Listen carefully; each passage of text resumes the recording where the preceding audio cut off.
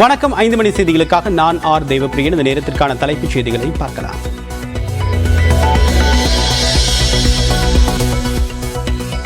Armstrong கொலைக்கான திட்டம் பெற்று வேலூரில் பொன்னை பாலுவை சந்தித்து எடுத்துரைத்த வழக்கறிஞர் அருண்.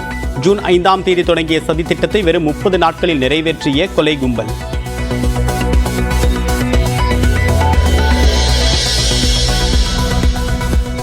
ஆம்ஸ்ட்ராங் படுகொலைக்காக ஆன்லைனில் கோடாரி வாங்கிய வழக்கறிஞர் அருண். அந்த கோடாரியை பயன்படுத்தியே ஆம்ஸ்ட்ராங்கை வெட்டியதாக காவல்துறையில் ஹரிஹரன் வாக்குமூலம். ஆம்ஸ்ட்ராங் கொலை வழக்கில் மேலும் 10 ரவுடிகளிடம் விசாரணை மேற்கொள்ளும் காவல்துறை. மலர்கொடி கொடுத்த வாக்குமூலத்தின் அடிப்படையில் திருவல்லிக்கேணியை சேர்ந்த எல்லப்பனிடம் காவல்துறை விசாரணை.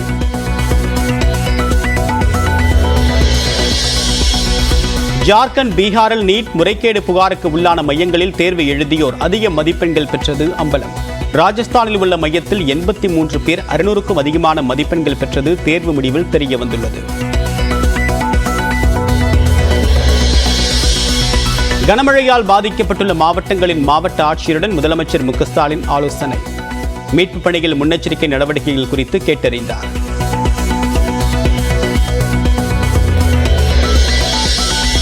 நீலகிரி, கோவை மாவட்டங்களில் இன்று கனமழை பெய்யும். இந்திய வானிலை ஆய்வு மையம் எச்சரிக்கை.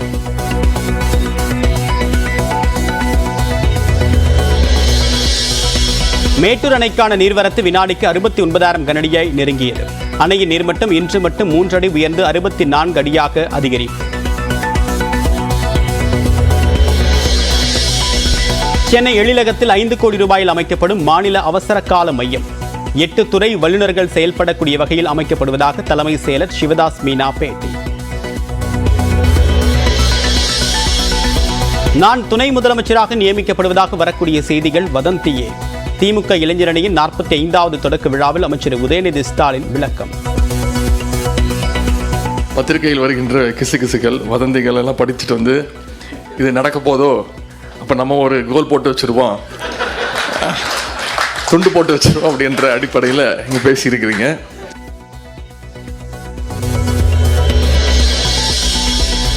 நிதி ஆயோக் கூட்டத்தில் பங்கேற்பதற்காக டெல்லி செல்கிறார் முதலமைச்சர் மு க ஸ்டாலின். ஜூலை 27இல் பிரதமர் நரேந்திர மோடி தலைமையில் நடைபெறக்கூடிய கூட்டத்தில் பங்கேற்கிறார்.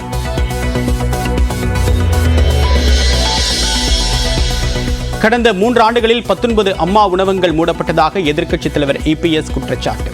முதலமைச்சரின் பெருந்தன்மையை பாராட்ட மனதில்லை என்று சென்னை மேயர் பிரியா பதிலடி. சென்னையில் நீலம் பண்பாட்டு மையம் சார்பில் ஆம்ஸ்ட்ராங் நினைவேந்தல் பேரணி.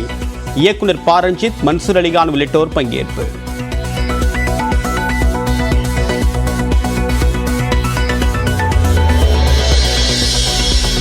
அதிமுக ஆட்சியில் நடந்த கொலைகளை விட திமுக ஆட்சியில் கொலைகள் குறைவு என்று செல்வ பெருந்தகை பேட்டி. தற்காப்புக்காக காவல்துறையினர் என்கவுண்டர் செய்வது தவறில்லை என்றும் கருத்து.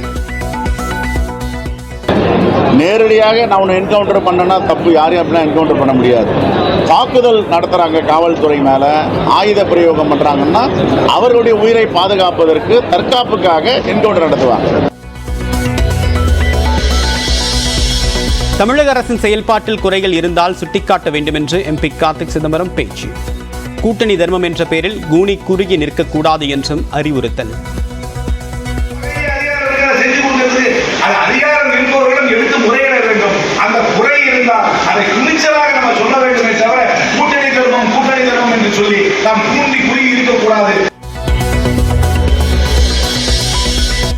இளநிலை நீட் தேர்வு முடிவுகள் தேர்வு மையங்கள் மற்றும் நகரங்கள் வாரியாக வெளியான நிலையில் புகாருக்கு உள்ளான மையங்களில் ஏராளமானோர் 600க்கு மேல் மதிப்பெண்கள் பெற்றிருக்கிறார்கள். இளநிலை மருத்துவ படிப்புக்கான நீட் தேர்வு நாடு முழுவதும் கடந்த மே 5ஆம் தேதி நடைபெற்றது. 571 நகரங்களில் 4750 தேர்வு மையங்களிலும் வெளிநாடுகளில் 14 நகரங்களிலும் 23 லட்சத்திற்கும் மேற்பட்ட மாணவ மாணவிகள் எழுதினர். பீகார், உத்தரப்பிரதேசத்தில் உள்ள தேர்வு மையங்களில் வினாத்தாள் கசிந்தது பெரும் சர்ச்சையானது. இதேபோல கருணை மதிப்பெண் உள்ளிட்ட பல்வேறு குளறுபடிகளால் மாணவர்கள் அதிருப்தி அடைந்தனர். இதனைத் தொடர்ந்து நீட் தேர்வை ரத்து செய்ய கோரி பல்வேறு தரப்பினர் தொடர்ந்த வழக்குகள் உச்சநீதிமன்றத்தில் நிலுவையில் உள்ளன. இந்த வழக்குகளை விசாரித்த உச்சநீதிமன்றம் நீட் முறைகேட்டால் எவ்வளவு மாணவர்கள் பயனடைந்தனர் என்பதை கண்டறியக்கூடிய வகையில் நகரங்கள் மற்றும் தேர்வு மையங்கள் வாரியாக தேர்வு முடிவை வெளியிட வேண்டும் என்று உத்தரவிட்டிருந்தது. இதனையடுத்து இளநிலை நீட் தேர்வு முடிவுகளை நகரங்கள் மற்றும் தேர்வு மையங்கள் வாரியாக தேசிய தேர்வு முகமை வெளியிட்டுள்ளது. இதன்படி முறைகேடு நிகழ்ந்ததாக புகார் எழுந்த தேர்வு மையங்களில் 600க்கு மேல் மதிப்பெண்கள் பெற்றவர்கள் எண்ணிக்கை அதிகரித்திருப்பது தெரிய வந்துள்ளது. குறிப்பாக நீட் வினாத்தால் கசிந்த ஜார்க்கண்ட் மாநிலம் ஹசாரிபாக் தேர்வு மையத்தில் 22 மாணவர்கள் 600க்கு மேல் மதிப்பெண்கள் பெற்றிருப்பதும், ஹரியானா மாநிலம் ரோக்தக்கில் உள்ள தேர்வு மையத்தில் 45 பேர் 600க்கு மேல் மதிப்பெண்கள் பெற்றிருப்பதும் தெரிய வந்துள்ளது. ராஜஸ்தான் மாநிலம் சிக்கர் பகுதியில் உள்ள ஆரவல்லி பப்ளிக் பள்ளி தேர்வு மையத்தில் 83 பேர் 600க்கு மேல் மதிப்பெண்கள் பெற்றிருப்பதும் அம்பலமாகியுள்ளது. நீட் தேர்வை ரத்து செய்ய கோரி தொடரப்பட்ட வழக்குகள் உச்சநீதிமன்றத்தில் திங்கட்கிழமை மீண்டும் விசாரணைக்கு வரக்கூடிய நிலையில் நீட் தேர்வு முடிவுகள் பெரும் அதிர்ச்சியை ஏற்படுத்தியுள்ளது. புதுச்சேரி சாராயம் தமிழகத்திற்கு கடத்தி வரப்படுவதை தடுப்பது குறித்து சட்டம் ஒழுங்கு ஏடிஜிபி டேவிட்சன் தேவாசீர்வாதம் கடலூரில் ஆலோசனை மேற்கொண்டு வருகிறார். விவரங்களை செய்தியாளர் பிரேமிடம் கேட்கலாம். வணக்கம் பிரேம், இந்த ஆலோசனை கூட்டத்தில் எது பற்றியெல்லாம் பேச இருக்கிறது? விவரங்களை பதிவு பண்ணுங்க. மோனிஷா, தமிழ்நாட்டின் சட்ட ஒழுங்கு ஏடிஜிபியாக டேவிட்சன் ஆசீர்வாதம் தற்போது பொறுப்பேற்றிருக்கிறார்.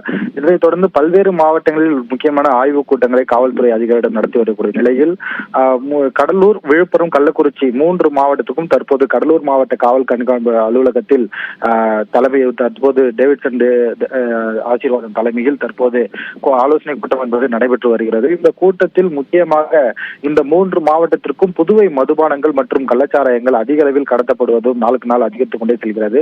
இதனை முக்கியமாக கட்டுப்படுவது குறித்து கூட்டத்தில் விவாதிக்கப்பட்டது. இதேபோல் ஏற்கனவே கள்ளக்குறிச்சி சாராயம் குடித்து பலர் உயிரிழந்திருக்கிறார்கள். இதேபோல் கடலூர் பகுதியில் 3 பேர் வீட்டிலேயே வெட்டி கொன்று தீ வைத்து எரித்த சம்பவம் நடைபெற்றது. பாமக நிர்வாகி தெருவில் ஓட விட்டு கொலை செய்ய முயற்சித்தது என சட்ட ஒழுங்கு பிரச்சனையும் இங்கு அதிக அளவில் கொண்டு வரப்படுகிறது. எனவே இந்த சட்ட ஒழுங்கு பிரச்சனை குறித்தும் தற்போது இந்த கூட்டத்தில் விவாதிக்கப்பட்டிருக்கிறது. இந்த கூட்டத்தில் வடக்கு மண்டல ஐஜி அஸ்கராவும் கார்கவும் தற்போது கூட்டத்தில் இருக்கிறார். கடலூர், விழுப்புரம் மற்றும் கள்ளக்குறிச்சி 3 மாவட்டத்திற்கும் தற்போது புதுவை மாநிலம் அருகில் உள்ளதால் இங்கிருந்து உயர் ரக மதுபானங்கள் அதிக அளவில் கடத்தப்படுகிறது. இதேபோல் கள்ளச்சாராயம் கடத்தப்படுகிறது. இதனை முற்றிலுமாக தடுப்பதற்கு எந்தெந்த இடத்தில் சோதனை சாவடிகள் அமைக்க வேண்டும், தற்போது எந்த அளவுக்கு பாதுகாப்பு மையப்படுத்த வேண்டும் என்பது குறித்து கூட்டத்தில் முக்கியமாக விவாதிக்கப்படுகிறது. அதேபோல் சட்ட ஒழுங்கு பிரச்சனை குறித்தும் தற்போது விவாதிக்கப்பட்டு வருகிறது. முன்ஷா, விவரங்களுக்கு நன்றி பிரேம். நீலகிரி மற்றும் கோவை மாவட்டத்தில் இன்று கனமழை பெய்ய வாய்ப்புள்ளதாக வானிலை ஆய்வு மையம் தெரிவித்துள்ளது. மேற்கு திசை காற்றின் வேக மாறுபாடு காரணமாக தமிழ்நாடு மற்றும் புதுச்சேரியில் 1 வாரத்திற்கு மிதமான மழை பெய்யக்கூடும் எனவும், நீலகிரி மற்றும் கோவை மாவட்டத்தின் மலைப்பகுதிகளில் இன்று கனமழை பெய்யக்கூடும் எனவும் குறிப்பிடப்பட்டுள்ளது. சென்னை மற்றும் புறநகர் பகுதிகளில் அடுத்த 48 மணி நேரத்திற்கு வானம் மேகமூட்டத்துடன் காணப்படும் எனவும், ஒரு சில இடங்களில் மிதமான மழைக்கு வாய்ப்புள்ளதாகவும் வானிலை ஆய்வு மையம் கணித்துள்ளது. தமிழ்நாடு கடலோர பகுதிகள் மற்றும் வங்கக்கடல் பகுதிகளில் மணிக்கு 55 கிலோமீட்டர் வேகத்தில் சூறைக்காற்று வீசக்கூடும் என்பதால் மீனவர்கள் மீன்பிடிக்க செல்ல வேண்டாம் என வானிலை ஆய்வு மையம் அறிவுறுத்தியுள்ளது.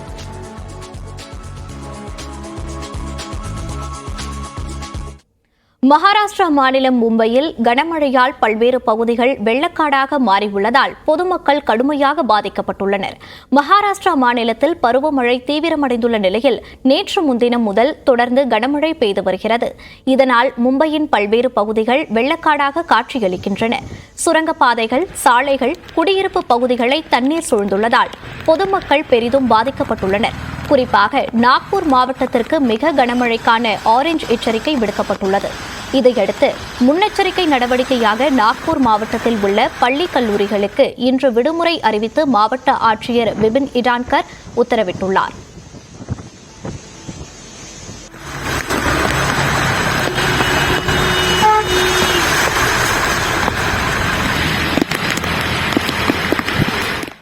இதேபோல் குஜராத் மாநிலத்திலும் பருவமழை வெளுத்து வாங்கி வரும் நிலையில் சௌராஷ்டிராவில் கடற்கரையோர பகுதிகள் பெரிதும் பாதிக்கப்பட்டுள்ளன.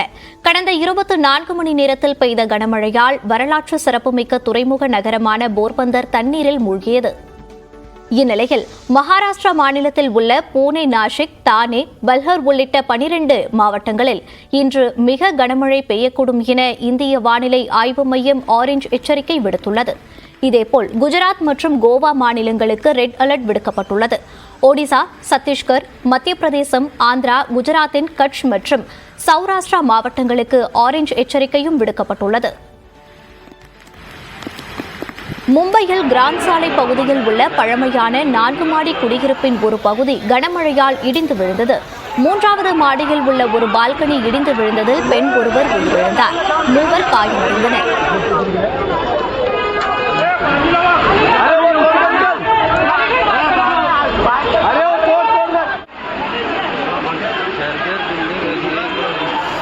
கூட்டணி கட்சி என்பதற்காக கூனி குறுகி நிற்கக்கூடாது எனவும் 2026 தமிழ்நாடு அமைச்சரவையில் இடம்பெற வேண்டும் எனவும் காங்கிரஸ் நிர்வாகிகள் கூட்டத்தில் அக்கட்சியின் MP கார்த்தி சிதம்பரம் பேசியுள்ளார். சிவகங்கையில் நடந்த காங்கிரஸ் கட்சி நிர்வாகிகள் கூட்டத்தில் தமிழ்நாடு காங்கிரஸ் தலைவர் செல்வ பெருந்தகை, காங்கிரஸ் MP கார்த்தி சிதம்பரம் உள்ளிட்டோர் பங்கேற்றனர். அப்போது பேசிய கார்த்தி சிதம்பரம், நாடாளுமன்ற தேர்தலில் 40 தொகுதிகளிலும் வெற்றி பெற்றதற்கு காங்கிரஸ் கட்சியும் காரணம் எனவும், காங்கிரஸ் கட்சி இருக்கும் கூட்டணிக்குத்தான் சிறுபான்மையினர் வாக்களிக்கின்றனர் எனவும் கூறினார். தமிழ்நாட்டில் முதலிடத்தில் இருந்த காங்கிரஸ் கட்சி 2-3 என பின்தங்கிவிட்டதாகவும், தற்போது தனித்து நின்றால்தான் எத்தனையாவது இடத்தில் இருக்கிறது என தெரியும் எனவும் கார்த்தி சிதம்பரம் குறிப்பிட்டார். இளைஞர்கள் காங்கிரஸ் கட்சிக்கு வராமல் புதிய கட்சிகளுக்கு செல்வதாகவும், அதை தடுத்து நிறுத்த வேண்டும் எனவும், 2026 சட்டப்பேரவை தேர்தலுக்கு பிறகு அமைச்சரவையில் இடம்பெறும் வகையில் கட்சியினர் உழைக்க வேண்டும் எனவும் கூறினார். கூட்டணியில் இருந்தாலும் விசிக கம்யூனிஸ்ட் கட்சி தலைவர்கள் விமர்சிப்பதைப் போல காங்கிரஸ் கட்சி தலைமையும் தயங்காமல் பேச வேண்டும் எனவும், கூட்டணி என்பதால் எதையும் தட்டி கேட்காமல் கூனி குறுகி நிற்கக்கூடாது எனவும் செல்வ பெருந்தகை முன்னிலையிலேயே கார்த்திக் சிதம்பரம் பேசினார். ஆழமாக எல்லா நேரத்திலும் துணிச்சலாக கண்டிப்பாக பதிவு செய்யத்தான் வேணும். கலாச்சார 70,000 பேர் இருக்காங்கன்னா அது அதிகார வர்க்கத்துக்கு தெரியாம நடக்குது. அதிகார வர்க்கம் என்றால் அதிகாரிகள் மட்டுமல்ல, அந்த பகுதியை சார்ந்த அரசியல் அதிகாரிகள் மட்டும் தெரிஞ்சாங்க. அதை பற்றி கண்டிப்பாக பேசணும். அதற்கு மேலாக முன்கணிதத்தை பற்றி பேசணும். இங்க நடக்கும் கூலிப்படை கொலையை பற்றி பேசணும். அந்த குறை இருந்தால் அதை துணிச்சலாக நம்ம சொல்ல வேண்டுமே தவிர கூட்டணி தர்மம் என்று சொல்லி நாம் கூண்டி குறுகி இருக்கக்கூடாது. வருகின்ற காலகட்டத்தில் மந்திரி சபையில தமிழ்நாட்டில் காங்கிரஸ் கட்சிக்கு இடம் வேணும், உள்ளாட்சி இதெல்லாம் இருந்தால் தான் கட்சி ஆரோக்கியமாக இருக்கணும்.